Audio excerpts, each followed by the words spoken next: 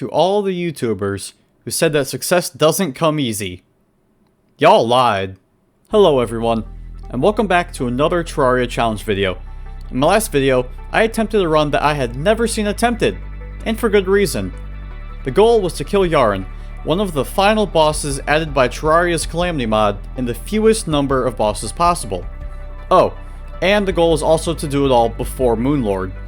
I followed a guide video to attempt it since I had absolutely no clue how it could have gone, and ended up getting screwed over due to updates the mod had received, changing Calamity so the video's route was no longer possible. The video proposed it was possible in 6 bosses, but I ended up killing Yharon in 10. I claimed the title of first person to kill Yharon before Moonlord. Pre-Moonlord Yharon, baby, let's go! And planned on leaving it there. But it turns out that that video was successful to a point I never could have expected, so naturally, I'm gonna do it again. Except this time, I've learned a lot that I didn't know last time. From my own research from making that video to the involuntary crowdsourcing that you guys did in the comments of that video, I was able to plan a better run.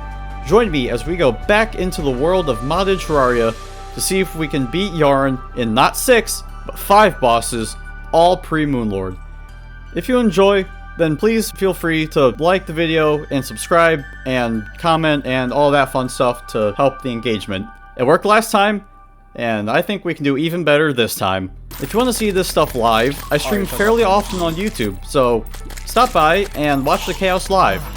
Why is that whenever I'm sitting here farming stuff, you guys are just doing the worst stuff? That's enough intro. Let's get to this probably feature-length video. But first, let me explain how this run works in better detail than I did last time. The Yharon Low Percent has the goal of getting to and killing Yharon by killing the fewest number of bosses. From the 18 vanilla bosses and 24 calamity bosses that are up to Yharon, that makes a total of 42 bosses all the way to Yharon. I don't have to fight all of these due to the non-linearity changes that Calamity mod introduces. It's through some of these changes that I can skip major progression steps and hypothetically kill Yharon in 5 bosses. The progression route is kill Wall of Flesh as the first boss, then get an item to spawn Lunatic Cultist from the Abyss, then fight Ravager to skip other bosses for materials, kill Dragon Folly for the feathers, and then with Ravager's drops make the Yharon egg and kill Yharon. That's the route. I'll dive into more detail as the video goes on since I'm skipping over a whole bunch of stuff in between. Anything else is technically optional, so to get the truest low percent run, these 5 bosses are the maximum number that I can fight. Events are allowed, since once over 200 health, you get things like blood moons and goblin armies, and you can't really cancel those out. If you think, oh, just have 180 health so that doesn't happen, you've clearly never tried to fight Yharon pre-Moonlord by killing a number of bosses you can count on a single hand. It's not that easy. In fact, you'll want all the health you can get, and you'll see why later. You may have noticed that compared to the last run, that there's a boss missing. Plantera. Why is that? Well, it turns out that the stuff that used to be post-Plantera isn't post-Plantera anymore. It's actually post-wall. So, since I can get into the temple without the key by hoiking, she's technically not needed, so she's off the list. Alright, Editor Potato here, and real quick I just want to go over something that I found while getting footage for this video. Went back to the Idlest page on the Calamity Wiki, and, well, I got some bad news. For anyone who wants to try this run, not me. I'm good. The Idlest will now spawn in the Abyss after defeating the Calamitous clone. It is no longer just once hard mode begins. I may be the cause of that, I don't know. I may have shown how you can just skip everything, but for this video, this is in the, I think this version of it, where they were just in hard mode, that you didn't have to kill anything, because there was somewhere down here where, yeah, way back here, they spawned beginning of hard mode, and it remains that way up until today. You may be noticing other things, and yes, no Plantera means that we don't have access to Plantera crafting stuff. No Skeletron means we have no dungeon, no mech bosses, no souls. There's a lot of stuff that I can't use. You might think that that's a lot, and you'd be right. Speaking of the run, let's talk mods. What surprised me from the last time was a surprising amount of people who had pure vitriol towards the quality of life mods I included, because I guess actually increasing the quality of my life is the 8th deadly sin. Wow, who knew that? I didn't. Now, before you go get your Pantaloons in a Tangaloon, I will admit and publicly apologize for how I used them at the end of the run last time. The stacking of potions from the Alchemist NPC mod was pushing it to the extreme, so the only broken potion I'll be using is Calamity Mod's own homegrown Yharon stimulants, which provide the all-around stat boost that I'll most definitely need. However, I am not cutting out all quality of life mods altogether, because a lot more people seem to understand that since I'm doing this stuff for entertainment purposes, getting through the boring stuff faster is perfectly justified. For this run, I thought, what would be the best way to use quality of life mods without people refusing to understand how I have literally hundreds of thousands of potential viewers to entertain and not waste the time of? So, I came up with a simple rule set. 1. Quality of life mods can be utilized in any way, shape, or form to accelerate a tedious task that I could do normally.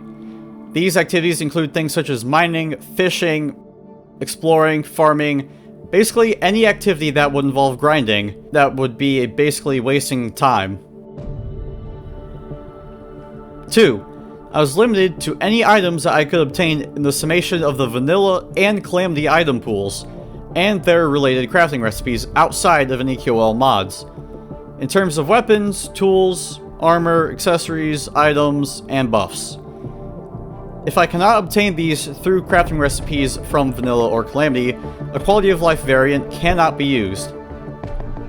This means things like crafting something I normally cannot obtain without doing something through a different mod. The exception is things like Louis AFK Unlimited potions, so I don't have to keep grinding for more potion materials. Trust me, I'd probably save streams worth of time by making buffs this way. They provide the same buffs as vanilla, they just let you stack them into one item, saving on inventory space. If you have a problem with this, watch the video and see if you still think so. 3. I was to limit what may be considered OP items such as the instant elevator or instant platform builders. I guess people would rather watch me tiptoe on a platform in hell rather than clear out what I would normally in a fraction of the time. Which is definitely supported by the decline in viewership every time I do something like this. If you have any problems with the rules, take it up with the fact that I don't care and find the boss fights of this run to be the fun parts. So naturally, I'm going to try and focus on those as much as I can to save everyone's time. That doesn't mean there's no grinding whatsoever. In fact, compared to last run, there's significantly more. Shout out to all the homies that watched this on Twitch when I was making this, that made some of these times a lot more bearable to get through. So, without further ado, welcome to the True Yharon Low Percent Run. March 24th, Day 1. Again. I started the stream with a fancy timer with the hope that it would give more people time to come join before I started. The timer ended, and it was back to the usual routine. I started with a thorough mod showcase to show what I had enabled for this time.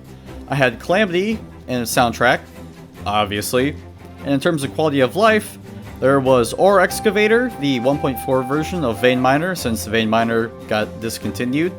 Rest in peace, Vein Miner. Then, Boss Checklist to track progression and show what I had and hadn't done. Recipe Browser for crafting info. Magic Storage for easier item management when it came to inevitably having to farm things. Fargo's mutant NPCs, so I could just buy event spawners and didn't have to wait for them to occur naturally. Some boss timer in a language that I can't read, so I have no clue what this says. Fisherman NPC to help make fishing less tedious. Trust me, after doing the 200 fishing quests for the achievement in vanilla, I honestly couldn't care any less if you have an issue with this mod. Louis AFK Reborn, so I could compile buffs into single items, as I had said earlier in the rule set, since they provide no advantage beyond what vanilla potions would anyways, but are just in a neater package. I also had Alchemist NPC Light, which I only used for the crafting recipe for obsidian. Yeah, that's it. One more thing that I had to do before I started was check the Calamity mod config to make sure that hard mode progression was disabled. If enabled, this makes it so only cobalt and palladium spawn immediately after you kill the wall. Then, you have to fight a weakened mech boss to get mithril and orichalcum, then a slightly stronger mech boss to get adamantite and titanium. Now, I needed a mithril anvil to be able to craft some of these things to make this run possible, so if this was enabled, I would have to fight a mech boss, and that's one too many, so I had to make sure this was off. Next came everyone's favorite activity, character creation. Something about killing Yharon and 5 bosses had a certain atmosphere of pure agony around it. So, I need to make someone who reminded me to keep my cool and be happy. Meet Bobbert Ross, a simple guy who is about to experience horrors beyond human comprehension. For the world, I tried to use my prophetic powers to define what my mental state would be by the end of the run. I made it a medium world with Crimson in expert mode, intentionally this time. Last time I did a majority of the game in normal mode, since if it wasn't possible in normal mode, it wouldn't be possible in any of the higher difficulties. But after last time, I was ready to take it on expert mode, however easy or hard that would be. Famous last words. Once I was in the world, I got right to it, chopping trees, opening the Calamity starting bag, and going to the mutant statue, which was nowhere to be found. Turns out that this is a part of the Fargo Soul mod, one that I had activated last time but never used, I guess except for the Mutant's Gift, which gave me a bunch of stuff right off the start. Well, this sucked, as I had to do more mining to get stuff, meaning this was going to be more boring of a start. Except it wasn't, since I immediately beelined it to the Crimson almost right to the left of spawn. The starter bag gave you some bombs, which can break Crimstone. If you're familiar with Terraria, you may know what I'm doing. I made my way down and tried to quickly bomb my way into a double Crimson Heart. I can't go get a Reaver Shark. Uh-oh. After a very risky bombing and panic building, I managed to get an Undertaker and a Rotted Fork. Some pretty nice weapons to start the run on after only 3 minutes of gameplay. This made me pretty happy, so I got to exploring. I found a cave and a funny background. Why is the background breaking? I found an Iron Vein mini biome and made a very topical comment. I'm just waiting until someone comes from the video and complains about the quality of life mods I'm using. I fought some things and almost died. Did more exploring. Found the funny this thing. And lava very close to the surface. I kept going and had this happen. This. It's just... I didn't think I could jump up there. Dude, I swear I have like a sixth sense when it comes to this game. I was looking at chat, I didn't even see the slime or the thing flying above me. I found a funny hole in the ground, akin to that of the Enchanted Sword Shrines. So excited, I went down, but was surprised to see a Chinese lantern shrine instead. Inside was an accessory, bashing my hopes to find the enchanted sword. I found a trinket of chi, which of course I picked up because I had literally nothing else. I slowly jumped out and saw it was nighttime. So I panic chopped some trees, looted the chest, warped away from a zombie, and made a quick shelter for the night. As night was ending, I started my elevator. Since I did not have any of the starting gifts from the Deviant, I had to do this by hand. But quickly went back up once morning came. Did some more deforestation, chests, and yeah, all the boring stuff that no one cares about, except for when you bypass the tediousness from getting magic storage. I fought a Pinky, then was attacked from the sky. By another Pinky. I love Terraria sometimes. Some shenanigans later, I had made a base. I did some more tree chopping, and collected quite the assortment of various fruits. I went to the underground desert, and was thoroughly watered to death. A bit of elevator and minecart track later, I was off to clear the Crimson. I made it through, and was rewarded with a living tree, with glorious loot such as a leaf wand, and a living wood wand. Seriously, why is this loot? I found a presumably abandoned house in the tundra. This had actual good loot in it, with some accessories that will help with building. That is, if I ever actually bothered to use them. I found the dungeon, and sadly, no early water bolt. I ended at the Sulphur Sea, everyone's favorite calamity biome, and with nothing else to do, recalled back to spawn. I headed towards the right this time and found a radar with a whopping 2 defense. I kept going to the jungle, and while I was recounting a story of my vast skills from when 3 of my friends died fighting Queen Bee, and I survived until they walked all the way back in master mode, was rudely interrupted by a giant tree. I went into the tree and proved that I may be smart, but I'm an idiot. I am so dead. Is this just supposed to be like a way into the jungle? Oh, hey, look, it's a desert. My brain ain't working right now. Not desert, it's a beehive. I fought through the night and was rewarded with a funny hat. I made the terrible mistake of going into the underground jungle and was promptly reminded why I shouldn't go into the underground jungle. My chat then decided to start insulting bats, and I was all for it. Then we talked about the good things real-life bats do, like kill mosquitoes. Going back to the jungle was filled with even more wacky conversations with chat. I got revenge on that bat, explored for less than 2 more minutes, and recalled back home. As I do more stuff in the background, let's talk about the plan I have. Unlike last time, I actually had a plan.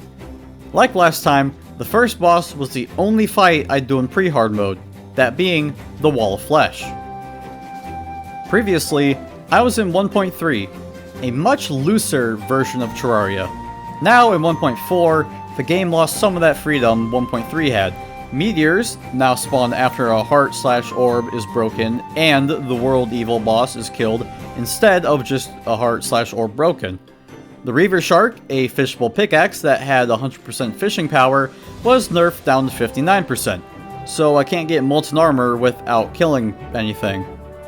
This means my armor and weapon have to change from last time. Luckily, I had thousands of people watch it and tell me what I should have done instead. One actually helpful one that was brought up, and that wasn't the Murasama, was the Dragoon drizzlefish. A calamity weapon that I have never heard of, but knew I needed to fish for. This leads me to my next part of pre-hard mode, fishing. I would have to do a lot of fishing for items for potions, weapons, money, all that sort of stuff. Once I fish the drizzlefish, I should, in theory, be able to kill Wall fairly easily. Back to the run. I was buying a surplus of bullets like any good American would. I went back and noticed another issue 1.4 had added, NPC happiness, where the happier they are, the better their prices and sell values for you. The less happy, the more expensive everything is. With my limited ways of getting income in this run, I would need to make sure that the NPCs are all happy so I can make every copper coin count. All the NPCs that were added by mods made it so I had even more NPCs to deal with. I made the unlimited rope item and used this to farm enough rope to make the Instavator. Some crafting later, I made the Instavator. Alright. We're gonna come down here and... Please don't mess everything up. Alright, well...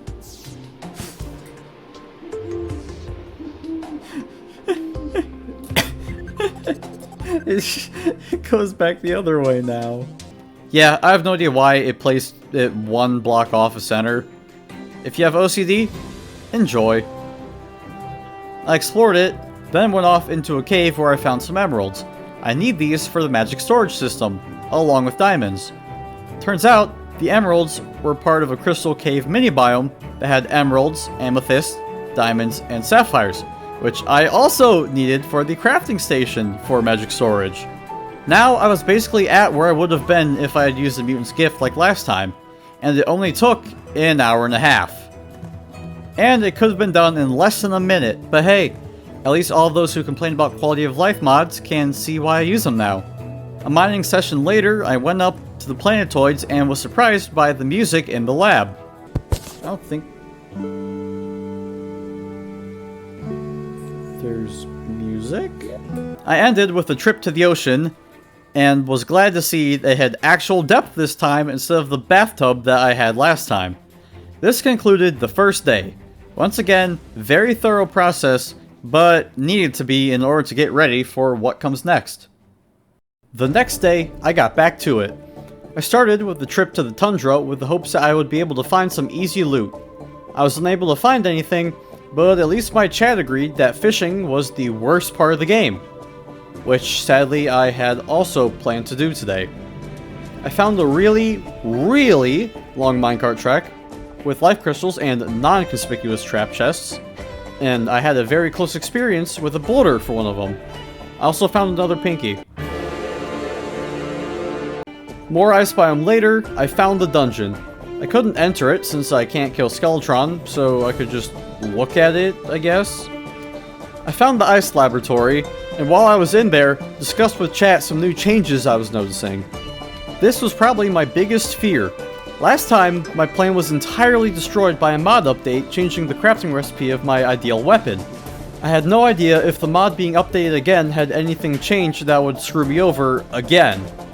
Back to the lab, I found an Arctic diving gear, which saves me a bunch of crafting for the eventual abyss grind. I wanted to check if the crafting for Yharon summon was the same, so I looked it up in the recipe browser and I couldn't find it. This made me really concerned that something drastic could happen, but I was able to relax once I realized that it was just renamed.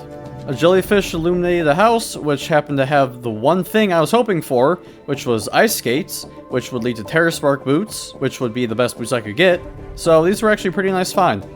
I started to think about my fishing situation.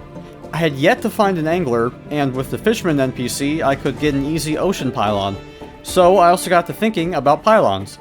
The issue I was having was the vast amount of NPCs. For pylons, NPCs need to be happy. And one thing that determines their happiness is overcrowded, which was anything above 3 in an area. I had a bunch of NPCs, so I had to find a way to split them up to get my pylons. I just barely made it through the nighttime jungle and made it to the ocean. I jumped in hoping to find some more loot, but only got a black ink and was urchined out of existence.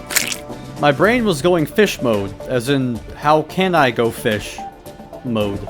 The dragoon drizzlefish is fished up from lava, so I would either need the hotline fishing rod, or the accessory that lets me fish in lava. The hotline fishing rod has a 1 out of 75 chance to be a quest reward after 25 quests, so I would need to do a bunch of stuff to get this. Thanks to a feature from Fargo's mod, fishing rods shoot out more lines depending on how good they are, up to 5. Now, the catch is that the good ones are behind some sort of barrier preventing early access.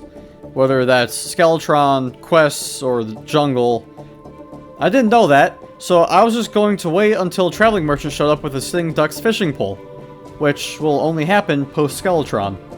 The goblin army felt like stopping by. A lot of vicious poking later, I had killed the entire army with a fork. I had unlocked the Goblin Tinkerer, who would be crucial for this run, since, you know, the Tinkerer's Workshop is nice, but so is reforging everything to be the best it can be. I did some more exploring and found the Golfer, who had teed up a rolling cactus to hit me as soon as I entered. I forgave him for this, since he and the Zookeeper were my key to a forest pylon.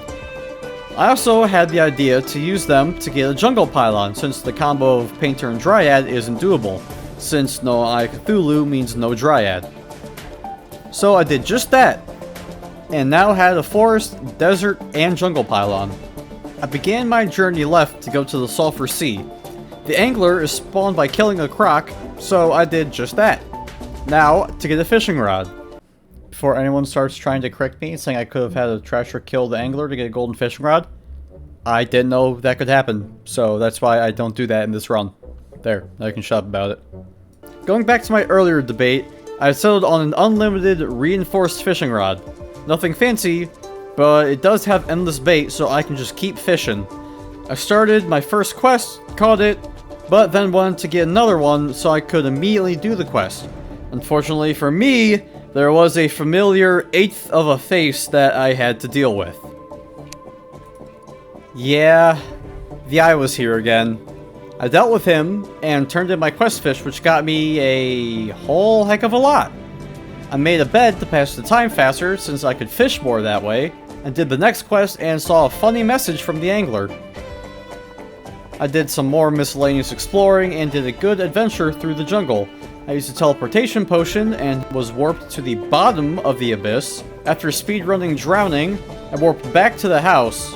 I noticed that the abyss looked a little different, meaning that things had been changed, which was bad because last time something changed, it screwed me over.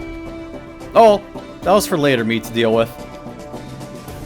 March 31st, Day Tres, better known as Fishing Day. It was at this point in my first video's lifetime that I was seeing substantial growth on both my YouTube and Twitch channels. I had a large amount of people stopping by and watching me throw a line into the water. After some quests, I made it to the sulfur sea to fish up an abyssal amulet. For those who may not know, this accessory inflicts a debuff on enemies known as Crush Depths, which is like fire, but cracked. Almost every enemy is vulnerable to this, so it would be basically a permanent addition to my build. Last time I got it in just 2 casts. This time it took...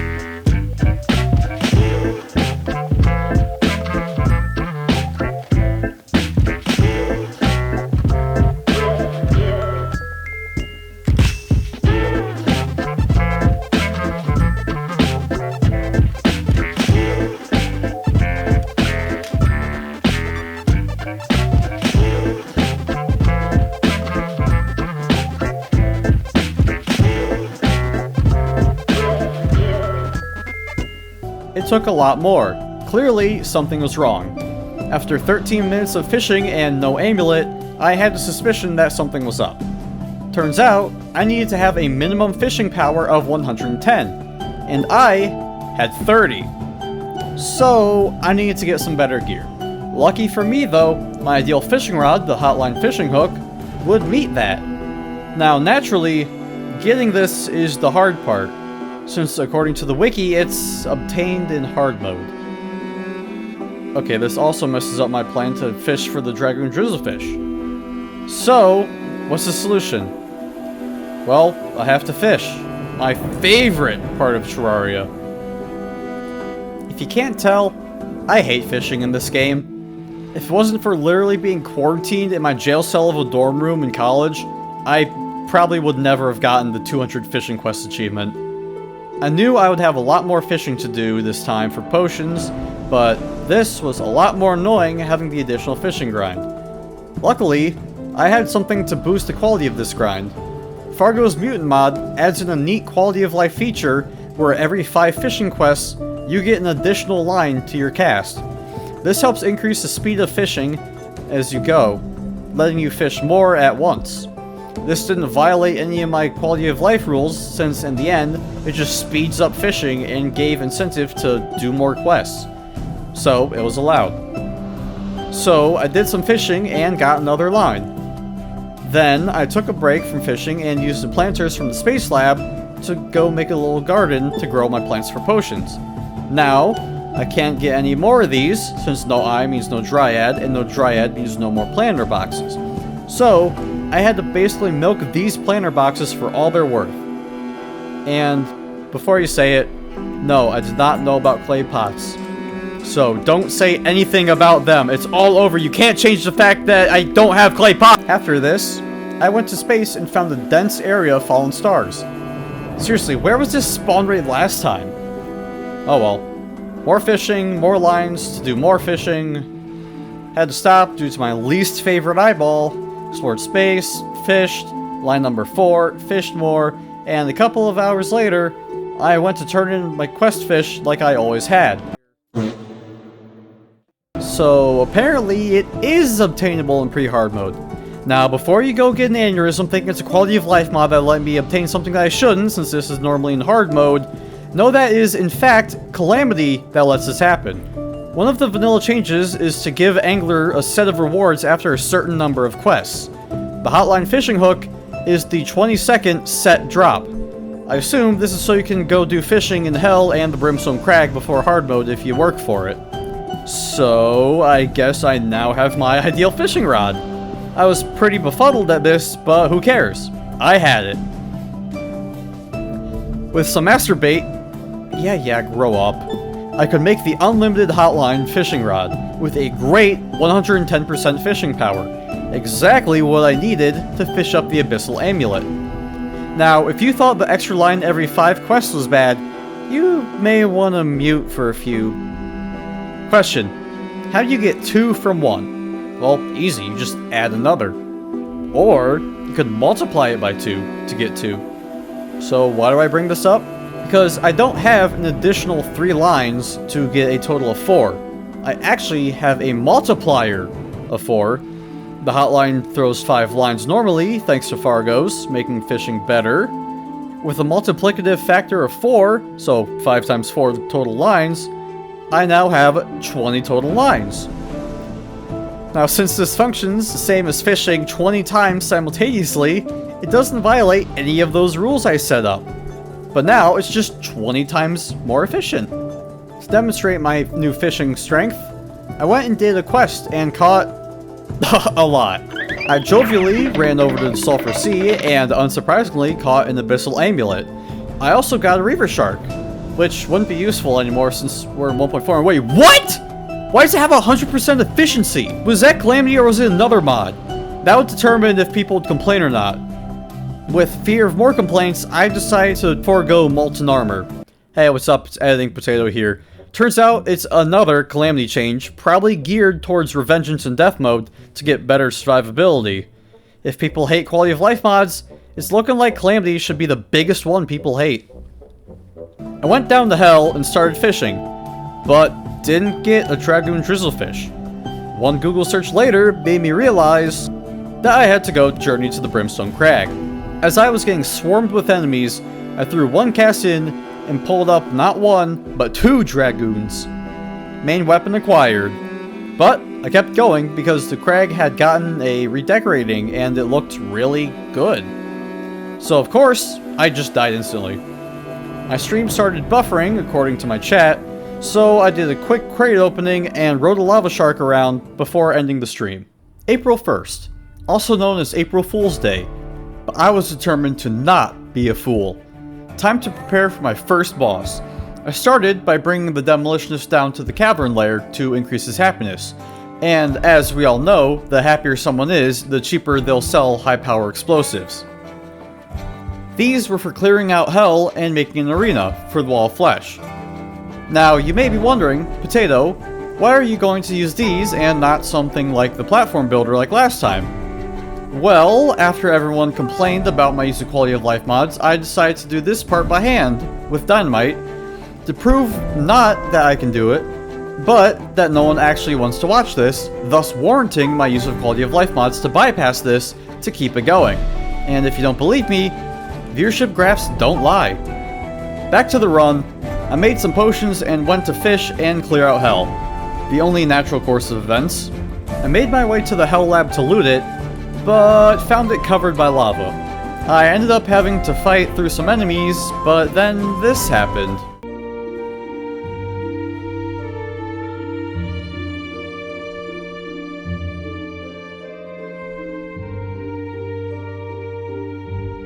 Now, this was actually good. Since I died before the wall spawned, the wall didn't automatically despawn, and I now had a wall of flesh to deal with. I cleared out Hell and then made an insta-bridge from Fargo's mod to make one platform out of wood platforms, which can be broken by lava. Did you know that Hell has a bunch of lava in it? Yeah, not the best for fighting in Hell, but I had a free wall fight that I wasn't about to pass up. Thanks to the uncleared terrain, I kept hitting my head and had the lasers fire at unpredictable times.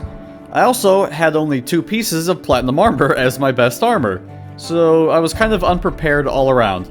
However, I did get him down to 25% or so I'd consider this a success. I learned I had to clear out more of the ceiling, so I cleared out more of the ceiling with some help from Ore Excavator to speed up the process. This wasn't perfect since all of the lava left behind fell and broke the wooden platforms, but it was better than doing it slowly by hand. After giving myself some headspace, I went back and forged platinum leggings to complete the set. This was my armor for the rest of pre-hard mode, which wasn't too bad, with the set bonus of increased damage, movement speed, and slightly better life regen. So pretty good all around. I then began on obtaining potions. Which ones? Well, all of them. Since I had no idea if I was missing something, I planned on getting all potions that I could in case there's any missing synergy that could help. Spoiler alert, there isn't. The only mod I was going to use for potions was Louis AFK. For those who don't know, Louis AFK adds in unlimited potions. These provide the same buffs as vanilla potions, but are not consumed. These are made with 30 potions of the same kind. The advantage these have is making it so once you grind up the original 30 potions, you don't need to worry about wasting them when you die and having to make more. But they also can be combined with each other, that way you can have just one item giving the vanilla buffs, thus saving you on inventory space. Truly putting quality in quality of life. These are fine, since these are only vanilla buffs, and there's no other advantages for boss fights beyond what vanilla would provide, and they help limit grinding. So, some fishing, farming, and physics rambling later, I proceeded to go back to hell, more prepared this time, to fight the wall.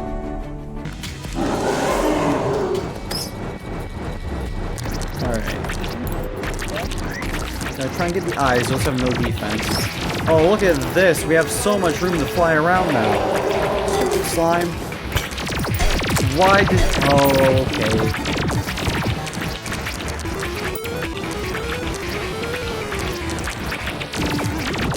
They're kind of purple.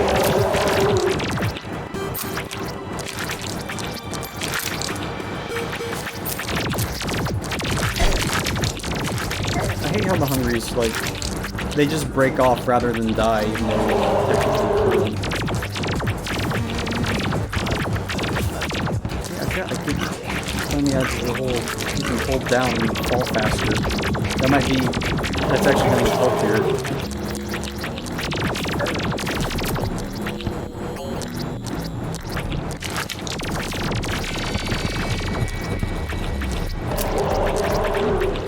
I love having Hungries for the wall of flesh. It's so much fun to have all my projectiles go through something first.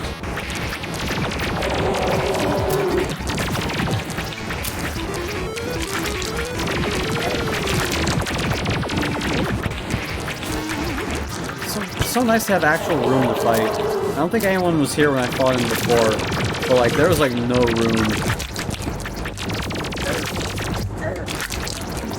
I hate when it gets you twice.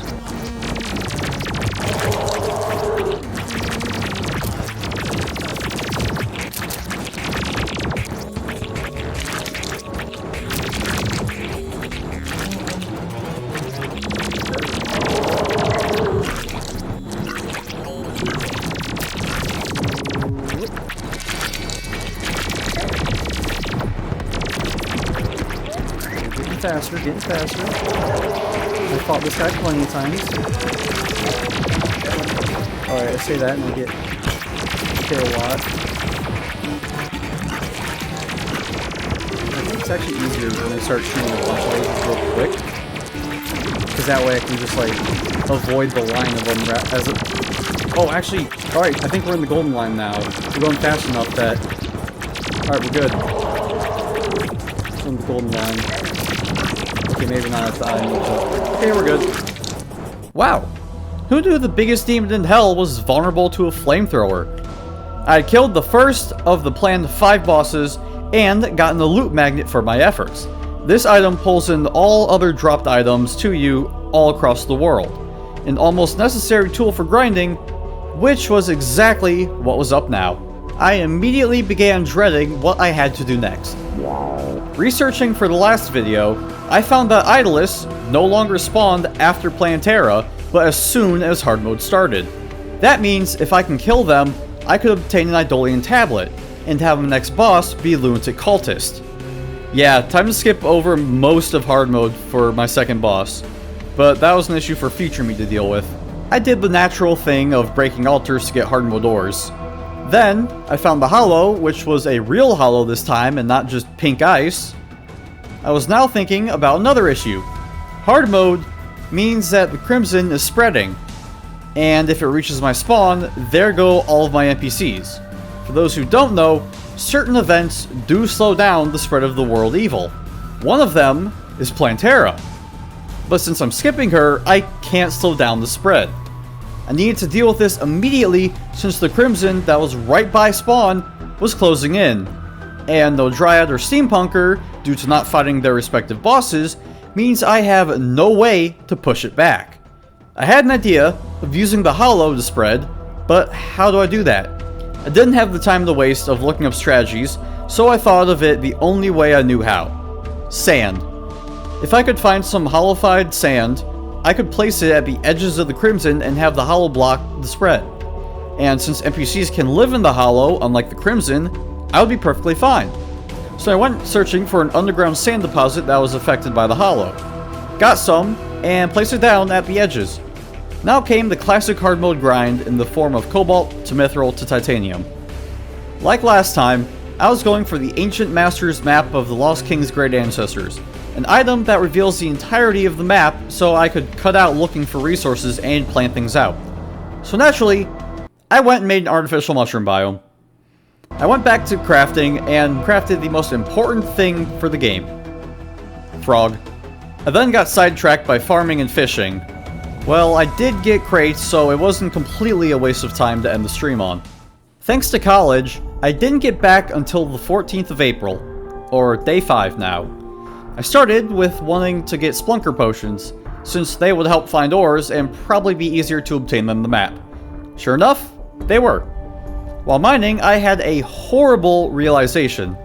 I was planning to get titanium armor to fight against Cultist, but 1.4 was funny and changed the set bonus from immunity to defensive shards. While nice, we can all say that immunity is arguably a better set bonus. I found the Crimson Mimic and fought it, mainly for money and health potions. I managed to do something previously thought to be impossible, and found myself a girl. I mean, she did try to kill me, but that's still as good a relationship as I can get at this point. This gave me a metal detector, leaving me with one item left to get a cell phone. A tally counter, which is in the dungeon. Post-Skeletron, who I can't kill. Dang. I got a truffle worm while exploring and wanted to do a funny with my 25 or so fishing lines. I cast them all in, and once a lot of them started to bob, my disappointment is immeasurable, and my day is ruined. This used to spawn a fish rod for each line that was in, but sadly it doesn't anymore. I was magnetizing everything to me when... Oh, hey look, another life fruit got broke. Why do I have so many iron pick? Wait, what? Weapon upgrade time. I was going to skip the pirate grind for a coin gun, since that didn't happen last time, and use the titanium railgun, which proved useful against Plantera, so clearly it should be fine for Cultist. All I had to do was make it, and why does it deal over 500 damage? That question was quickly answered upon firing it for the first time. That was a really big number. Yeah, my concerns over the Idolus grind were now long gone with damage numbers like that. I also found that it hurts more at point blank range, like a lot more. The only issue I was having was clipping blocks, but that's for me to worry about later. I began working on getting the unlimited peace and battle buffs, which would lower and raise enemy spawns respectively. Mainly, the battle buff would be used since boosting enemy spawns is the key to any good grind. I needed more Souls of Light, so I made a Soul of Light farm in between Hell and the Hollow. For those who don't know, any enemy killed in the Underground Hollow can drop Souls of Light, and Hell has increased spawn rates. So, put them together and yeah, easy farm made easier with my railgun. This wasn't foolproof since imps and chaos elementals could both teleport in, but that was no problem compared to frickin' hellbats. For fun, I fought a hollowed mimic, which unsurprisingly gave me a hook. It was fine since it was better than my current hook. I revamped my farm and took advantage of 3 things. Hellbats were stupid and got blocked easily. Fireballs from fire imps would get broken instantly by my Inferno potion ring, and chaos elementals wouldn't be able to jump up at me. The farm was working better than expected, yielding dozens of souls in a matter of seconds, and I was completely untouchable. Until the wall of flesh spawned and pulled me down. Remember the wooden platform I made? Yeah, lava slimes drop lava when they die in expert mode, which breaks wooden platforms. And voodoo demons drop voodoo dolls that summon the wall of flesh when broken. The only flaw of my farm. After killing the wall, I made a little platform to catch the dolls and drains for the lava to go away.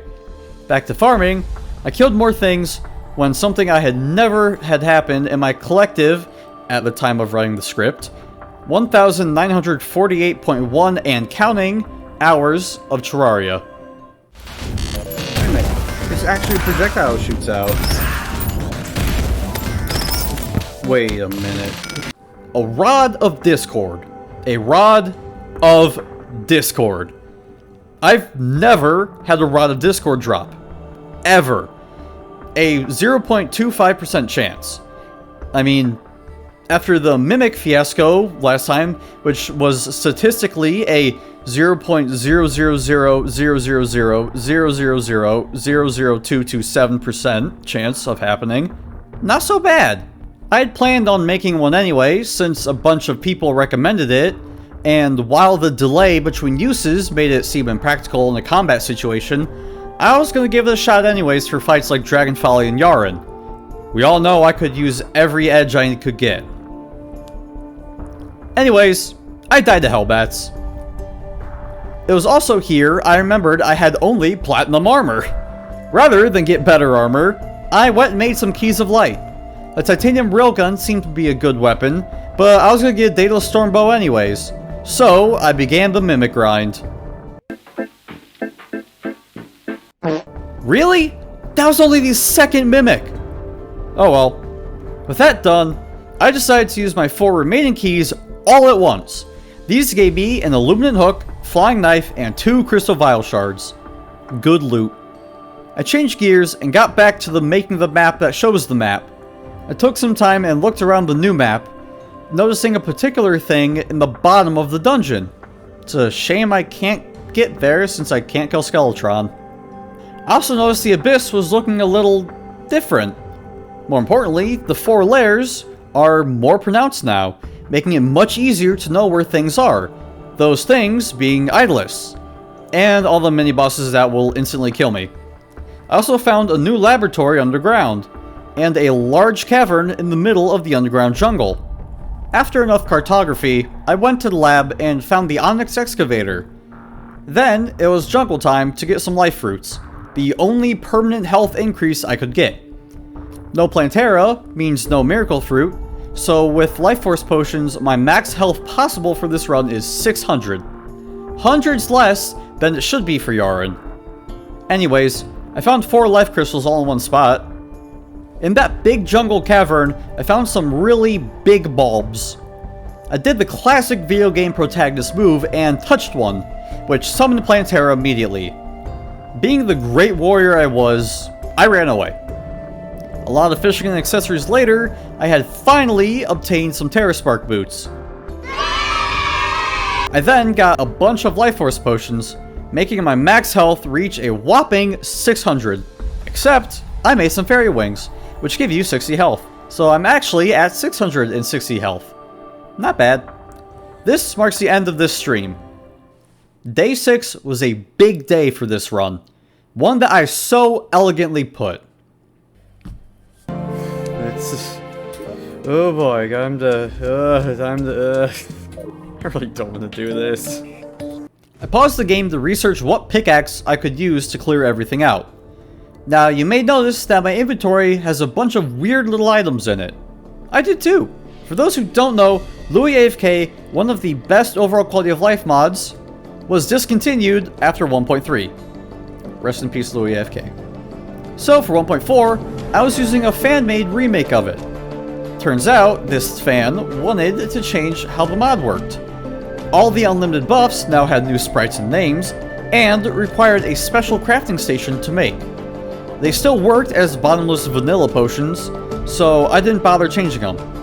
However, I did have a small panic attack thinking that I would require materials I couldn't obtain to make the crafter, but I was lucky and I could. So, time for a potion montage.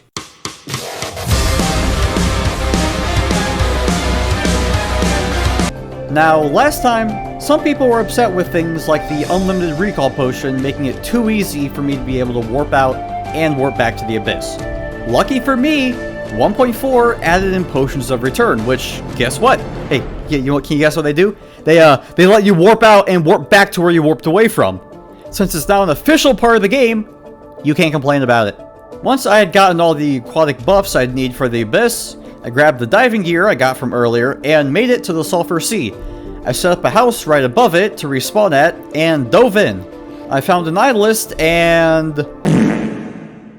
the next one must have been a PC gamer because I died to Steam. Get it?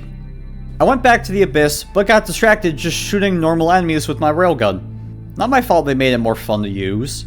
My fight or flight response was well tested whenever a big enemy with an arrow popped up. Behind idolist number 4 was nothing. Or number 5. Or 6. Or 7. Man, I love random drop chances. I got revenge on a gulper eel for all the deaths from last time. Sort of. After number 8, I was starting to think maybe the wiki was wrong. And they didn't drop the tablet until Plantera was defeated, despite spawning at the start of hard mode. After 9, nothing. 10, nothing. Did the Calamity devs see my video and hijack my plans? I was in an unfamiliar version of the mod. What if I was doing all this for nothing? A dozen, a baker's dozen, nothing. My concerns were growing. 14 and nothing. I checked the wiki. It's another 25% drop chance. It was actually a repeat of the mimics from last time. Was this it? Was this a sign of the end? I was gonna fail again. All this time wasted. Everything for the— oh, never mind. There it is. Only 15 idolists for a 1 in 4 drop chance. I was overjoyed. I thought that grind was the worst part of the run. Oh, how wrong I was. Oh well, time to fight the Cultist. If you fought Cultist in vanilla, you know the routine now. He goes through a set order of attacks, you avoid them while hitting him. Turns out Calamity made his illusion attack easier.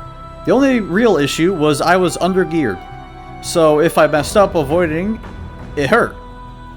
But thankfully, he was slow enough and it didn't really matter. Easy second boss down.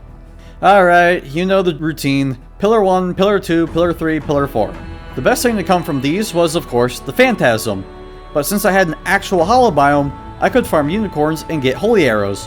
The railgun gave me a consistent 700 damage a second, but an Unreal Phantasm with holy arrows gave me about 3000 damage a second. I went to the jungle to get the materials for the death whistle. I could get into the temple by using hoiks.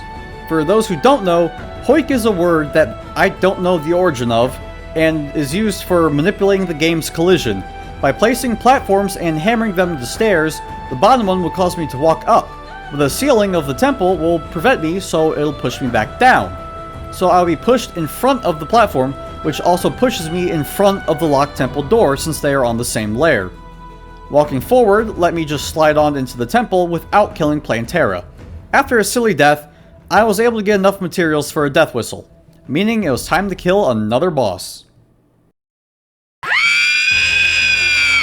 Ravager. He was pretty easy last time, right?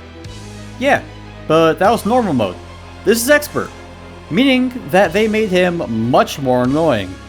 He now spawns rock pillars and flame pillars upon landing. The rock pillars will fly towards you and hurt as much as a slab of rock possibly would in real life, and also inflict armor crunch. Armor crunch reduces your defense by 15 and your damage reduction to a third of its original value. Now, I don't have ideal armor or damage reduction, so this hurts so much more. The flame pillars remain stationary and shoot fire, which also hurts and inflicts frostbite. Because fire, of course. As for the fight... yeah, unsurprisingly I died. These rock slabs were annoying, not only for taking out a quarter of my health per hit, but also blocking my arrows. This increased how long the fight would take, and therefore the amount of time I could die. Don't worry, it's not the last time this run. I made a second layer of platforms and fought Ravager again. This actually worked out great, keeping Ravager below me and the thing spawning beside me, with the latter being the only thing I really had to worry about. At least until phase 2. Once all of his limbs were broken, the main issue here was Ravager flying up to my position before dropping. Usually I got hit by this. I can't dash away from this because I have no dash still. That comes after Ravager. Sure enough, after a 2-minute, 46-second fight, I emerged victorious. I cracked open my single fleshy geode and got approximately 2 of everything. Your innate shield needed 5 cryorite bars, so it was time for a Ravager grind. Tomorrow. Did I say tomorrow? I actually didn't get back to it until 2 weeks later. Immediately, you can tell I didn't want to farm Ravager. But to get better materials, this was my only way. One death later, it was really clear how much not fun this grind was going to be. It's like I tried to avoid tedious grinds like this or something. Contact damage with only titanium armor is really dangerous. Which was how I always got hit. Have I ever said I love homing attacks?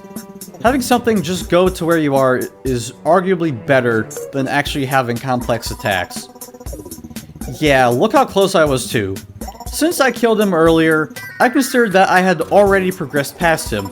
So I dialed the difficulty back to normal and got 7 scoria bars. This let me make a seismic hand pick.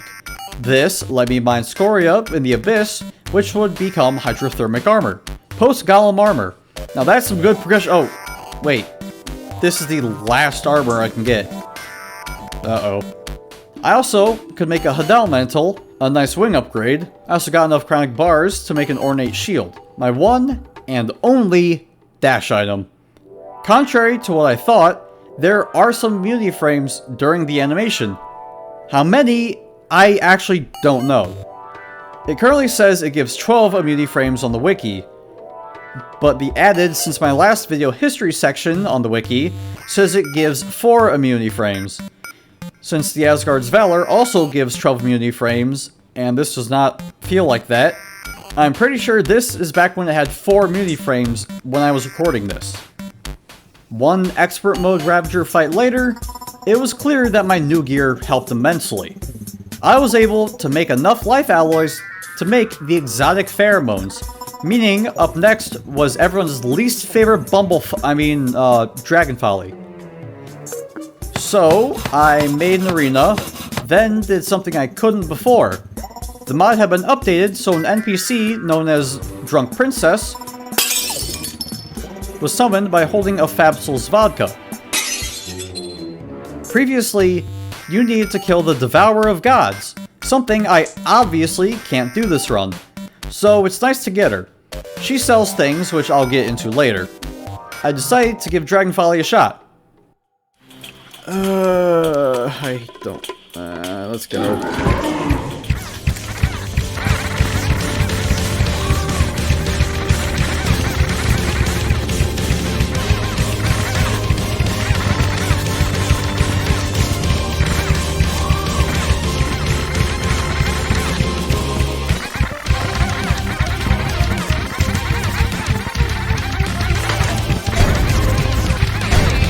Yeah, like... Oh. Should be getting close. Oh, baby folly. Stupid baby folly. Oh, cool. Diagonal dash. That's awesome. I lost half my health because of a baby. That's actually cool, dude. Over halfway. Not too bad, right? Well... Why? That's awesome, dude. That's... What?!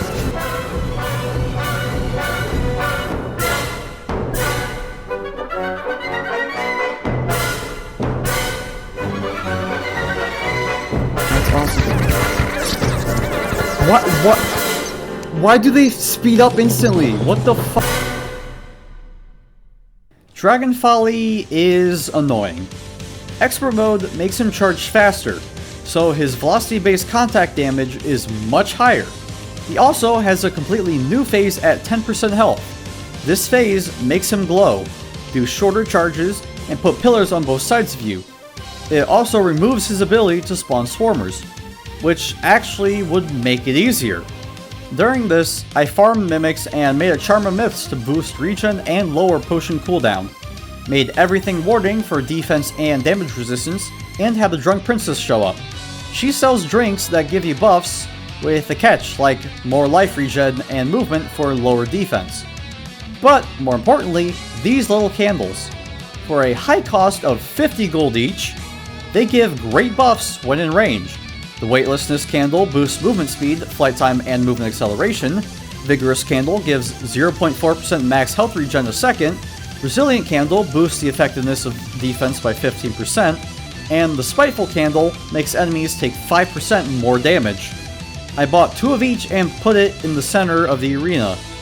And I got back to it.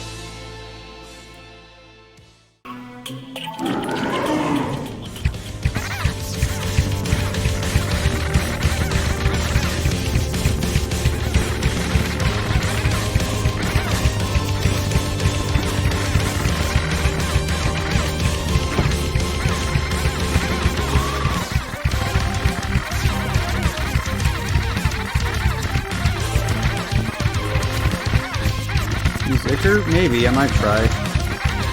I think in terms of just like base deep guess, these were better, but maybe Icar because I don't think a lot of the stars are hitting them, so after this I'll go with Icar because I know this won't work because I'm gonna die to some shit. No, he's not immune. It's just I'm pretty sure holy arrows have a higher base deep guess and that's what I'm trying. Because unlike last time, this is in expert mode, so everything sucks infinitely more.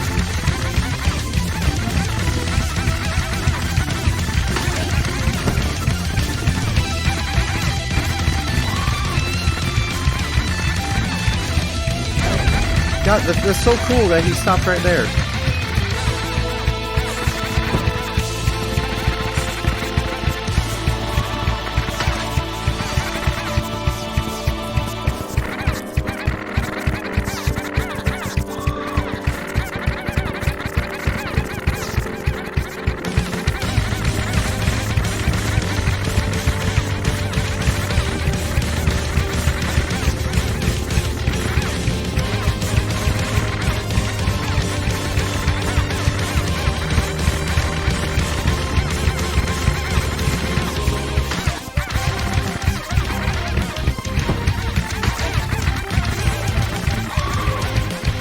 Great damage when he sits still. It's like a fucking toddler.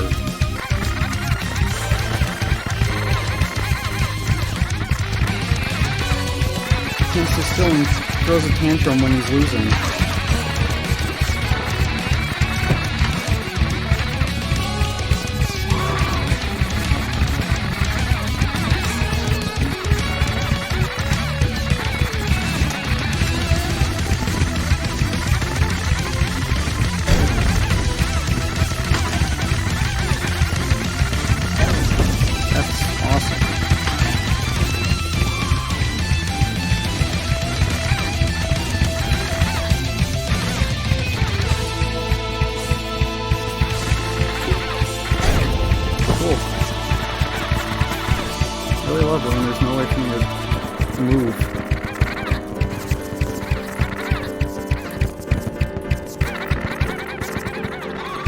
Why does it stop firing?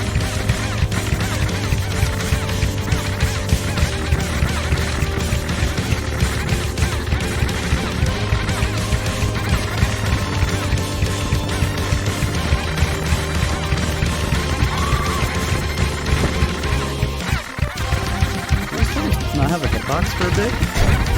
Oh, well. Nope. They do, I guess. Guess I'll just... Oh my god, dude.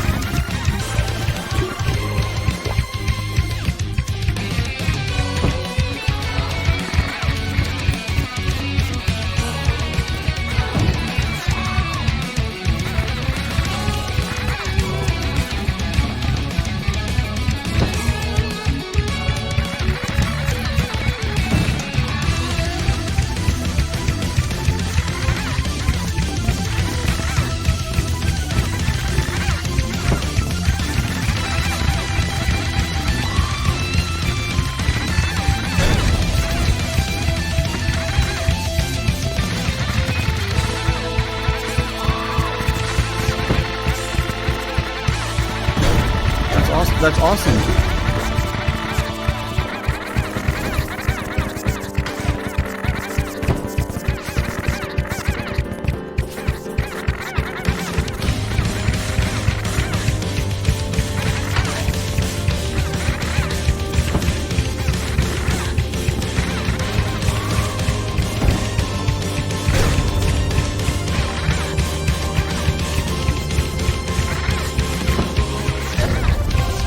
Awesome. They're actually blending in now.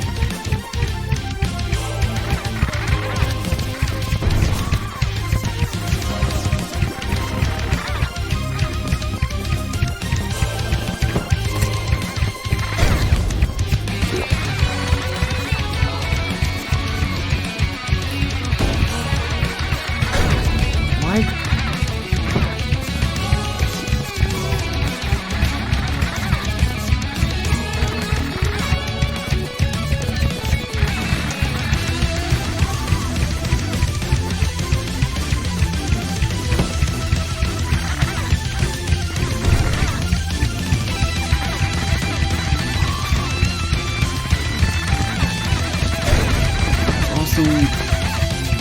Look how he chooses to charge when I can't move.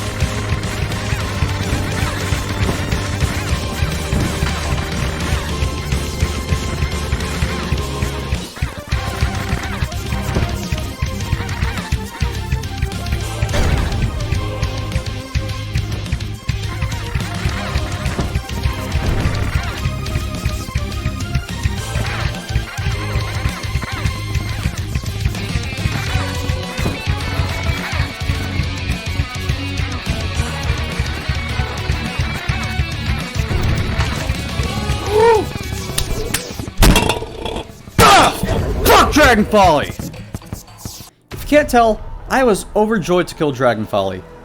4 down, 1 to go. And even better, the eye didn't spawn, making this officially the furthest I had ever gotten. And, to add the cherry on top, I had gotten a golden eagle from Dragon Folly, which was a weapon that was suggested I use for its supposed effectiveness in post-Moonlord territory.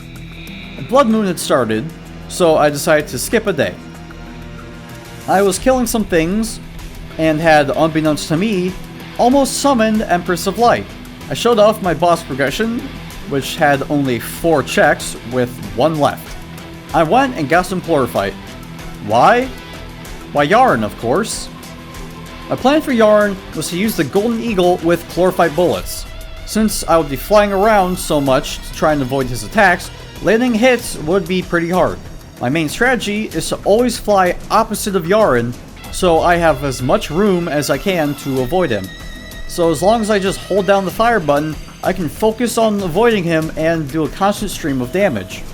The Golden Eagle shoots 5 bullets, so the damage should be pretty good. And it is. The quick DPS test gave 5,000 damage per second, much larger than the Alchemist Glove from the last time. It was time to get some buffs. To prevent any issues with quality of life buffs, I was limiting myself to only vanilla and calamity buffs. But that's okay, since one buff, Yharon Stimulants, provides a decent buff to all damage, defense, damage reduction, weapon, and movement speed, and critical strike chance. So I went to craft some, and I couldn't find them. One wiki search later, and oh no, come on! Update 2.0.2.001. Released February 20th, 2023. A month before I had attempted this run, Calamity received an update. This added a lot of blocks, changed some things like Yharon's official name, made the angler's quests actually better, and removed Yharon Stimulants. This is bad. I'm already lacking in all the things that could help me out here. This was one of the only buffs I had planned on helping. Well, not anymore. I wasn't going to dwell on this too much. I was going to get any buffs I could, regardless of how actually helpful or not they were. That's for later. For now, arena time. For anyone wanting help making an arena, spawn Yharon and place blocks by the edges of the flame pillars to mark the edges of the arena. So I decided to do just that along with a little DPS test. Okay, so now my damage is down to 2,000, and that's not good. I also lost half my health with one hit. Oh yeah, this was also just the beginning of the fight. Anyways, walls and floor. Here is where someone in chat suggested something to help with Yharon. It was a loophole since it didn't involve killing a boss. But a super boss? Why not give the adult Adolian worm a shot? One super hard kiss later, yeah, I don't think this is doable. I had a reason to be down here though. The bobbit hook is the best hook in the mod, so it would allow me to move really fast against Yharon. In real life, they actually do move pretty fast to catch food. I think these worms are pretty cool. Never mind. This was proving harder than I had hoped, so I went to make more potions. It was also here I began talking about my strategy. Something I didn't know about Yharon is he had a specific attack that deals damage to himself. This attack deals a fixed 2% of his health every time he does it.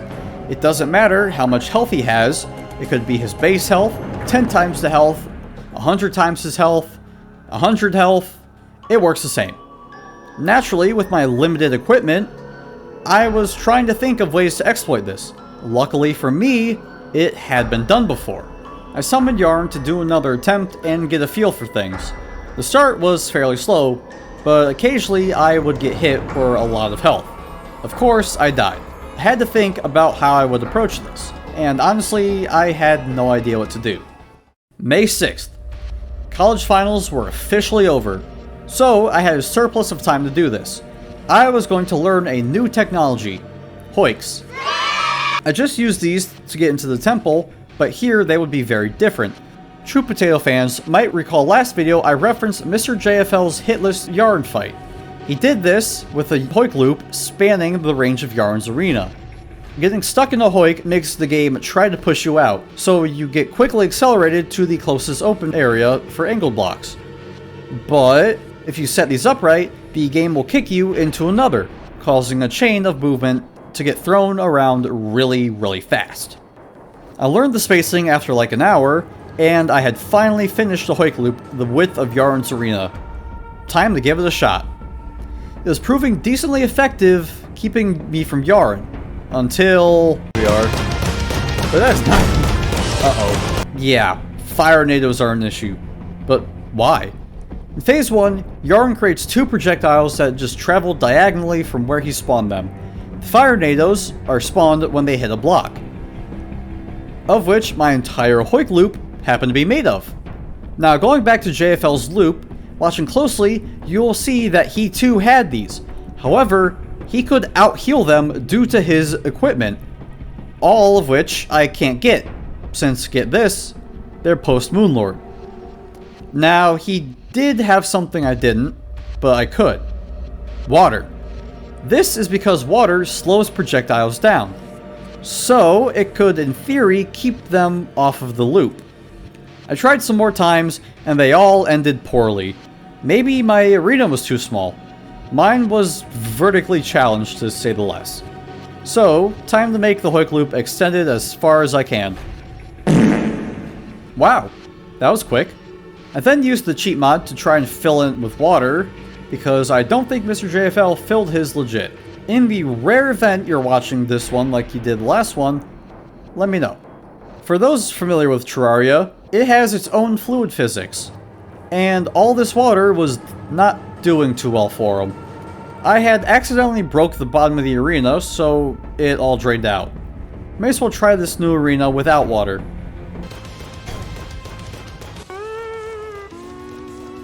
Turns out I also broke the side, so the loop didn't work. I tried more water, which was actually really slow, so I changed strategies and tried the Blood Pact. This item doubled my health at the cost of being critically hit 25% of the time. I was hoping that the increased health would make it regen faster, so a critical hit would be nullified if I got hit every so often. Turns out critical hits really frickin' hurt. So that strategy was quickly scrubbed. Time to get serious. My hope was getting him to the point to use the 2% attack. This didn't happen right off the bat. Quick Yharon lesson time. Yharon has 2 big phases, but each of these consists of 3 sub-phases. These sub-phases add minute changes, but slowly change the speed and flow of the fight. The 2% attack is when he teleports above you and makes the bullet hell flares. During this attack, he actually cannot take damage, which makes sense since he's doing it to himself. This happens in sub-phase 2 for normal, expert, and revengeance difficulties. For expert, it is at 85% health. So, I just give him to 85% health, then I can focus on surviving to the end since this attack will never go away throughout the entirety of the fight. I refined the arena and... yeah, Yharon was too big for my little dash to help with. With no hope left, I met with the mutant, grabbed the world token, which let me dial it back to normal mode. And in normal mode, I need to get him to 75% health. After all my experiences with Yharon over time, I'd gotten pretty good at sub-phase 1, so I was now able to handle it with my subpar gear. 6 minutes later, I got him to sub-phase 2. Now, he charges more and has more attacks. Come on. Really feeling the knockback. Nope, never mind. I jumped in the Hoik loop to see if I could survive with lower damage now. Except... my old nemesis chose to come back in the middle of the fight. Remember, if I or any other boss died, even by accident, then the entire low percent is invalid. As soon as he spawned, I warped home, so he spawned there, then recalled back to Yharon. It worked, apart from the point I died. Next attempt didn't go so well. For those who don't know, Yharon inflicts Dragon Fire, basically fire on crack. It deals 30 health per second, or 5% of my health per second, disables health regen, and lasts anywhere between 1 to 2.5 seconds. It's pretty bad to get this on top of all the other damage I could get, which for normal is from 220 to 300. Keep in mind, 600 is my max health, so any hit is lethal. Well, this won't work. Anyways, I could try to get an alchemy table to help with making potions. While I'm at it, I may as well try and grab something that like 100 people said, and grab the Master Ninja gear for a better dash. This requires a tabby and a black belt from a Bone Lee in the dungeon. Oh, no Plantera, no Master Ninja gear. Oh wait, no Skeletron means nothing actually spawns in the dungeon anyways, so it never actually mattered. Anyways, one more Yharon fight, and that concluded for the day. I was getting somewhere, but my strategy needed work. Am I the best? No, not for a long shot. Am I bad at fighting Yharon? No, not for a long shot. Back when I first started playing Calamity, Yharon easily was the hardest fight for me. As such, I got more time fighting him than any other boss. That's why I took on the low percent challenge. After what may be hundreds of total attempts and fights, I've gotten fairly good with appropriately leveled gear. I am around 4 levels of gear below where I should be, avoiding Lunar, Tarragon, Blood Flare, and Godslayer. What else was there for me to do than keep attempting? Either I'd beat him, or he'd beat me.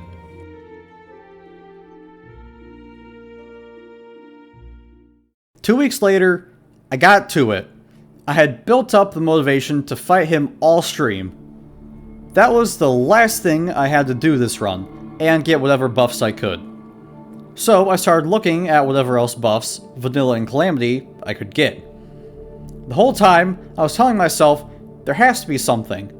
I was putting my faith in the fact that I was missing something since that was the case from last time.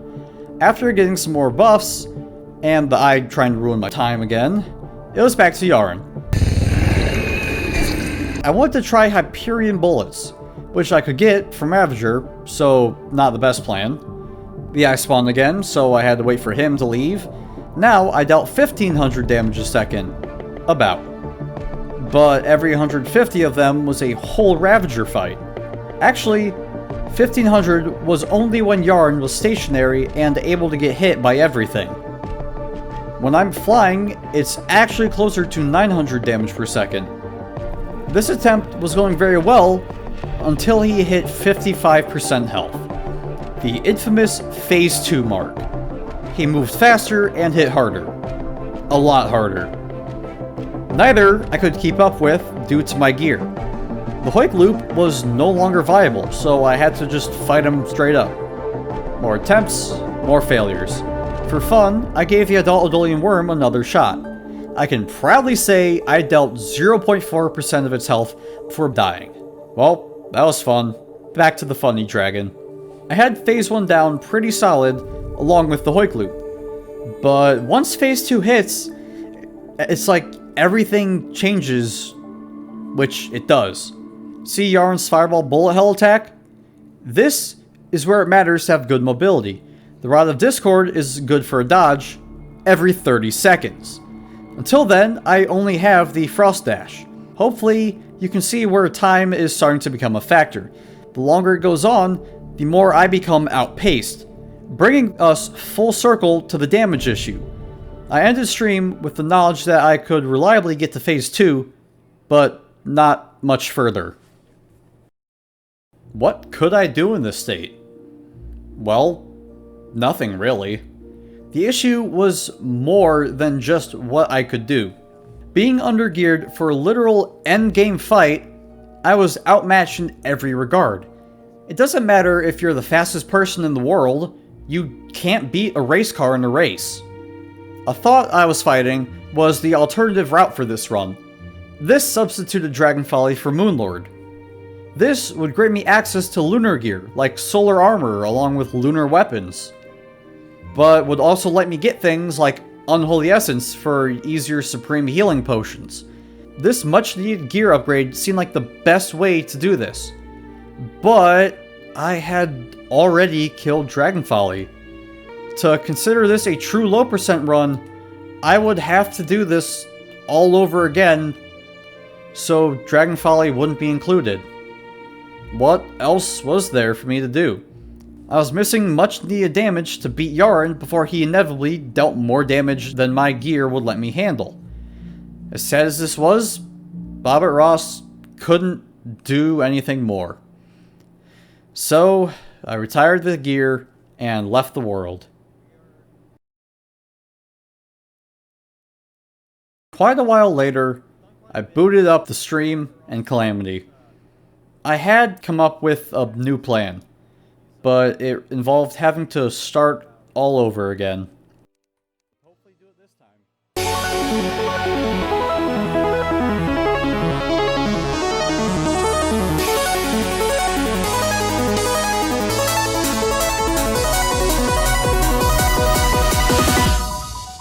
Okay, now hold your comments about how easy this would be. Let me explain my thinking. First, where does damage come from? Sure, your weapon, but look at stuff like armor and accessories. All of these can be made to contribute substantially more damage to you. My armor and accessories all lack this ability. at least compared to the intended gear that Yharon fight would have. Therefore, I needed a weapon that had more base damage to remove this deficit. Now, why not use the Sword Explosion from Dragon Folly?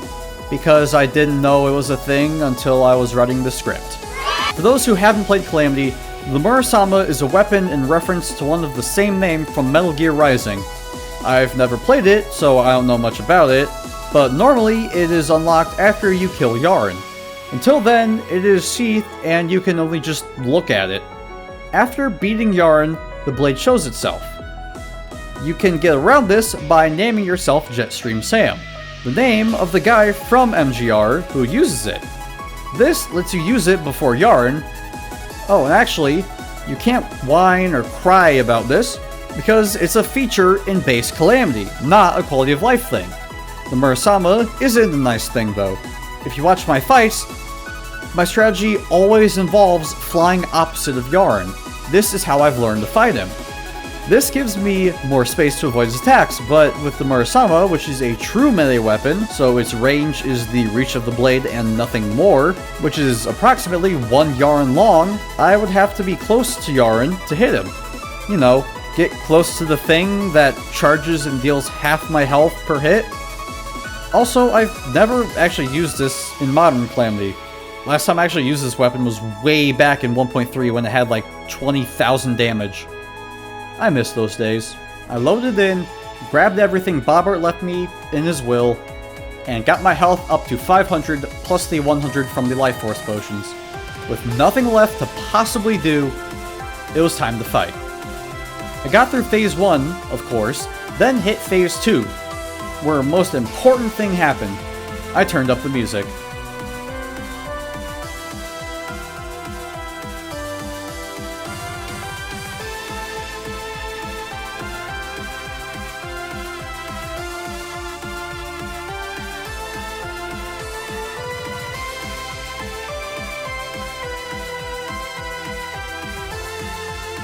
See that?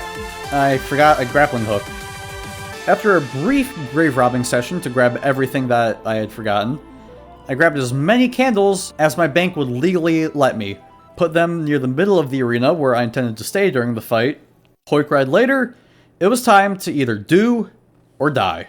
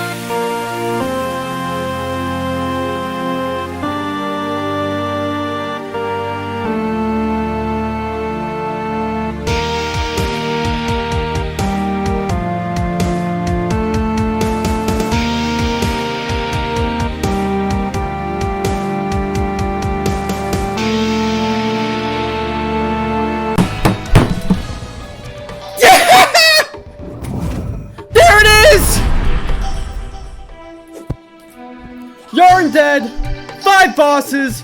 Woo! Look at that! Wall of Flesh, Ravager, Lunatic, Cultist, Dragon, folly, Yharon.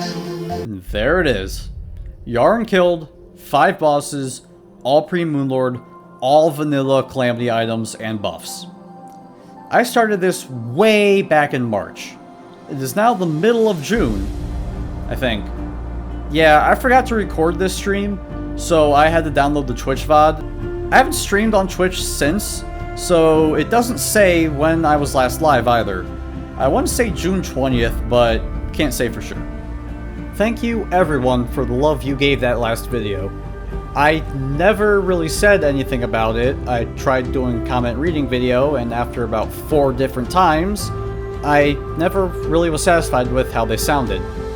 Huge shout out to Mr. JFL. It's pretty crazy that having a Calamity Titan like him watch my stuff and like the passion I bring. And shout out to Toasty, the guy who gave me the idea in the first place. I wouldn't be anywhere near the guy I am now without that crazy idea. Thanks for that, and never give me another one. On the subject of me, I never expected the last video to grow as big as it did, let alone that fast. In just one day I had over 1,000 views, which already was a personal record. And now, well, the numbers speak for themselves. I've had the dreams of many YouTubers of being big, but I never really saw it possible. I'm glad I gave it another shot with Yharon, and I'm not done. Not for a long shot. If you've looked at my channel since the last one, I've gone live a lot. I have plenty more videos planned, but they'll probably be smaller for the sake of time and energy. The quality will still be the same, but the duration will be a little less. This will make it much easier for me. Seriously, as much as I love making videos like this, I could probably submit this as a feature film or documentary or something. It took a bit longer than I thought to make this video. In addition to being an astrophysics major, which is busy enough, I also was working more during the summer than I thought, going across the country to use a giant telescope, grad school applications being a very time-consuming process, and my focus over winter break, my house being remodeled and having to help with that, being more involved with extracurriculars this year, and being sick over spring break, so I couldn't focus on the video like I had planned, and you can probably hear my voice a little still. All excluding things like games that came out last year that I was looking forward to, like Baldur's Gate, Armored Core 6, Lies of P, and now the future releases like the legendary Shadow of the Erdtree DLC for Elden Ring, which I will definitely be playing. Don't worry though, got big things planned, more Terraria and others included. It took an incredibly longer than expected time to make this video happen, but I think that made it turn out for the better, and I can't thank you all enough for watching this whole thing.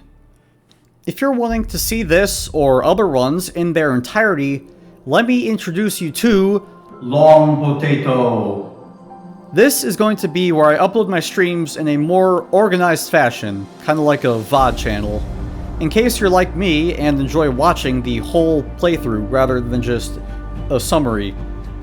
Yeah, if you thought this was long, this is still a summary of this entire run. So, please go check it out. I and my hard drive will thank you. Since the last run, I have seen people talk about wanting to attempt this run. I think it's crazy that I kind of opened the doors to a new form of challenge runs. If you plan on doing this run, stream or record it. I want to see if you stick to how I did things or you put your own spin on them. Although, as I learned making this video, the mod has changed again. So in order to get Idolist to spawn, you need to kill the Calamitous clone, and the Murasama is locked behind the Devourer of Gods. Now, in an incredibly ironic twist, this brings the number of bosses needed back up to 6, like the initial plan for the run had. But not only that, it means Cores of Calamity are craftable again, meaning that the Mad Alchemist Cocktail Glove is back to being your ideal weapon. The run has managed to go full circle, almost right back to the original vision this run had. You may have noticed I have channel memberships. I made these to be like subs on Twitch where they are $5. There is a larger tier named after someone who gave me 40 bucks worth of memberships upon watching me for the first time. I don't really have any bonuses like member-only videos or stuff, because as of now, I am a busy astrophysicist undergrad, so free time is kind of sparse. If you would like to support me, feel free to become a channel member. I'm not expecting you to be a member or not. It's there if you want to do it. If you don't want to do it or can't afford it, don't worry about it. I've been told that I can grow as a channel, so if you'd like to help, subscribe, share, and if you want, join as a member. With all that said, thank you everyone for watching my content and restoring my love for video making. Thank you for joining me on this crazy journey. I hope to see you in the future, and until then, take it easy everyone.